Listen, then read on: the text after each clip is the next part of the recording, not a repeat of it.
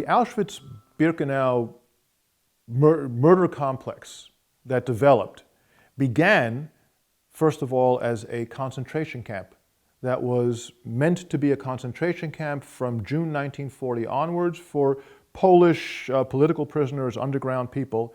The first ones arrested in the city of Tarnów in Poland, 728 Polish people, among them around 20 Jews who were also in the underground, arrested, brought there, and it's a severe concentration camp with very severe conditions. Beginning in the spring of 1941, Heinrich Himmler, who of course is overall in charge of the camps as well as the head of the SS, began to think about expanding this camp and began negotiations with various German industries. If I can provide you, was his offer, with endless supplies of cheap labor, that is, Jews. He also was thinking perhaps of Soviet POWs, but mainly of Jews. Endless supplies of cheap labor. Will you set up your industries here? Why is Himmler interested in this? Because it makes money for the SS and makes him more powerful, because he's in charge of all this forced labor that the industries want to use. And it gives him a hand in the pocket of the industries. The IG Farben industry was interested. Some others were as well, but they're the largest one that was interested.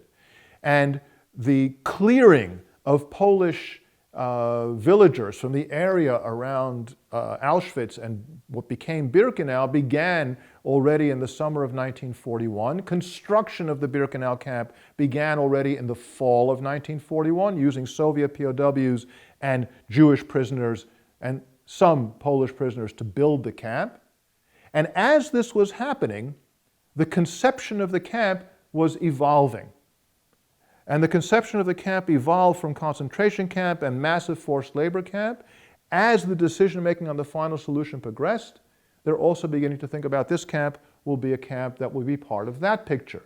And the first small gas chambers were already prepared in Auschwitz and in Birkenau by early 1942. Little buildings with small capacity for gassing, but that's part of the transition of this camp.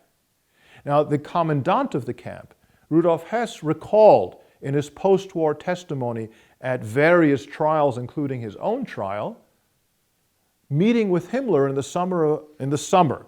And he sometimes said it was summer 1941, sometimes summer 1942, but where Himmler said to him, this camp is going to be the center of the murder of the Jews of Europe, and you need to prepare the camp accordingly.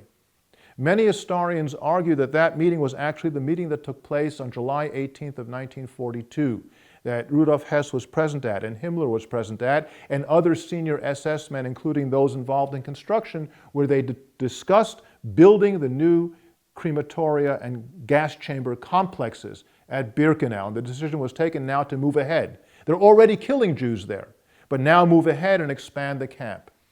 And those gas chambers were built in two different models, 4 of them, 2 each in 2 different models, during the spring and beginning of summer of 1943. And then Auschwitz-Birkenau became, alongside being an ongoing concentration camp with horrible conditions for a variety of prisoners who are not Jewish, especially Poles, to being also a massive forced labor camp that at any given moment had tens of thousands of forced laborers, most of them being Jews, to also being what became the largest murder installation and the most technological murder installation that existed, with these huge gas chambers with a massive killing capacity. And Auschwitz then became the camp that was going to kill the Jews of Europe, that is, the Jews outside of Poland and the Soviet Union primarily. The last Polish Jews were sent there as well, but the main body of people sent there were Hungarian Jews and Greek Jews and French Jews and so on and so on and so on, all the other Jews. So Auschwitz became the camp of the final solution of European Jews, let's say in Central and Western Europe.